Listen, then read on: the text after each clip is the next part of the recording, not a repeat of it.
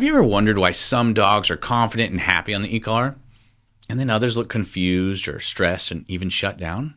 The difference comes down to one word: clarity. So in this video, I'm going to explain how to use classical conditioning with the e-collar. We want your dog to actually understand what it means. Most people think e-collars are all about punishment. To be honest, I used to think that too, but that's not how we train at Tip Top Canine. Because when the e-collar is taught right, it becomes communication. Do you remember back in high school, the Russian scientist Pavlov who used food and bells to condition dogs to salivate? Well, I use the e-collar the exact same way Pavlov used food, and I use my voice the same way he used a bell. Just like Pavlov's dogs drooled at the sound of a bell, in obedience training, our goal is to create an automatic response to your voice. We start by conditioning your dog to respond to the e-collar. Then we pair that response with a verbal command. Eventually, your dog listens to your voice alone because it's been hardwired through conditioning. The power of classical conditioning is that it invokes an involuntary and automatic response. It bypasses the conscious mind, which makes it very powerful for obedience training. I want you to think of the e-collar like a gentle tap on the shoulder. So when somebody taps you on the shoulder, you just turn around, right? You didn't have to be taught to do that. It's automatic. It's not fear, it's not pain, it's just a natural response.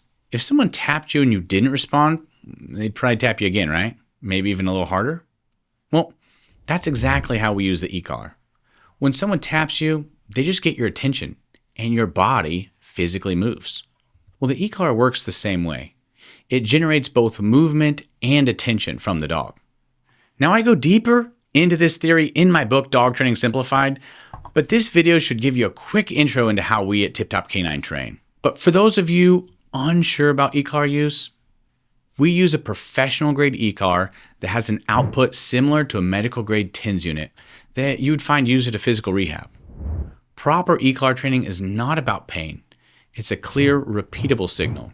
It's literally just this electronic tap on the shoulder that tells your dog to do something. So I want to go over our 5-step conditioning process, and then in the next video, you'll see me do this with my 4-month-old puppy Rooster. Step 1, I'm going to introduce the stim. At first, the ecollar stimulation, it means nothing to the dog. We just lightly tap at a very low level and introduce it, and I help the dog become aware of this sensation. This is how I find the lowest level that gets a reaction. Step 2, I shape movement with the leash. Next, I use the leash along with the e-collar to shape what the dog does when they feel that tap. Shaping is the process of breaking a new behavior down into smaller steps and then gradually guiding the dog toward the desired outcome. Step 3, pair the verbal command with movement.